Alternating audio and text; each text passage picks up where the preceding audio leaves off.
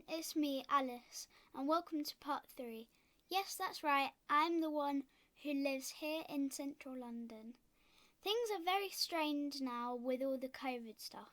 I am back at school, which is great, as I also get to see my friends again, but someone in year 6 was COVID positive and the whole year had to go in quarantine. Dad listens to the radio a lot, and I overheard that Boris and his gang seem to have messed things up with the testing. Naughty Boris. Splat. Right now, life isn't what it was. It's harder to go places I used to go to, which makes me feel a bit sad, especially that famous big toy shop in the West End. However, I think Dad is secretly pleased as he isn't keen on noisy crowds of overexcited kids. I'm still hoping he would take me to that crazy shoe shop in Carnaby Street, though, as it's absolutely amazing. Dad tells me about how that street was in the 60s. He was born in 1956, so was my age when it was all cool and groovy. It sounds like a crazy time, and for years it was the place to be if you wanted to be in with the in crowd. There was nowhere else like it in London. I looked into history and was astonished to read that in that street was the very first house of plague victims during the Great Plague in 1665. I guess that was another pandemic. There are quite few special places in our city of London. One I have to mention is the Elfin Oak. The Elfin Oak is the stump of 900-year-old oak tree located in Kensington Gardens. It is carved and painted to look as though elves, gnomes, fairies and small animals were living in it, and I really love it. It was carved by a man called Ivor Innes in 1911 and took 2 years. He also illustrated a children's book based on the Elfin Oak written by his wife, Elsie. In it, she wrote, "For centuries now the oak has been home to fairies, gnomes, elves, imps and pixies. They lurk in the nooks and the crannies." They lurk in the nooks and the crannies, or peer out of the holes and the crevices, which are their natural windows and doorways. It is their hiding place by day, their partying place by night, and when the great moon tops the bare branchless tree, the elfin clans come out to play and the frolic in the The elfin clans come out to play and frolic in the moonlight. Wow, I like that. The other magical thing in Kensington Gardens is the statue of Peter Pan.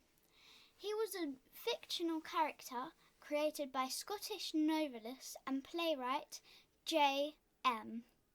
Barrie. He lived in this house right here, Bayswater Road, and must have sat for months writing, and he gazed at Kensington Gardens. His story was published around the same time as Mr. Innes started on the Elfin Oak, and again it was about pixies and fairies emerging when the humans had gone to bed. London is packed with secret and hidden places, and my dad built one of them 25 years ago, called the House of Magic. We are now in lockdown again, but we still were lucky to just get into the 2 really great Halloween events, which were sold out, although numbers had to be lower due to COVID. Dad made a very silly Halloween mask as a joke. It was a funny face shield with loads of little plastic fishes in it. Also, I spent time with my mum and in the haunted cellar. Her and Stevie are so funny down there. Also, I watched the magic show probably for the first time, and it was so proud of my mum and dad. It's a very great show, but I was puzzled how Dad did most of the tricks. So all my 3 lovely chickens are doing really well, and in the moment I have a surprise for you all.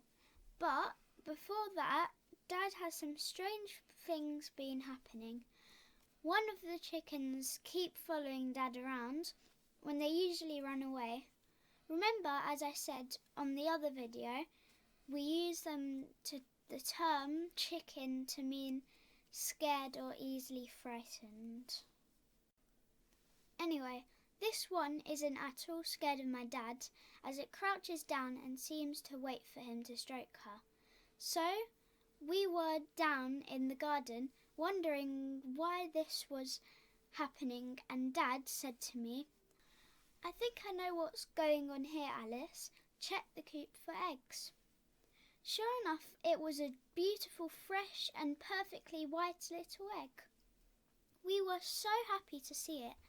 So what I was thinking was that the first chicken to lay an egg was getting broody, in that she possibly imagined that my dad, because he feeds them and mostly looks after them, was a rooster and, well, I think she has fallen in love with him.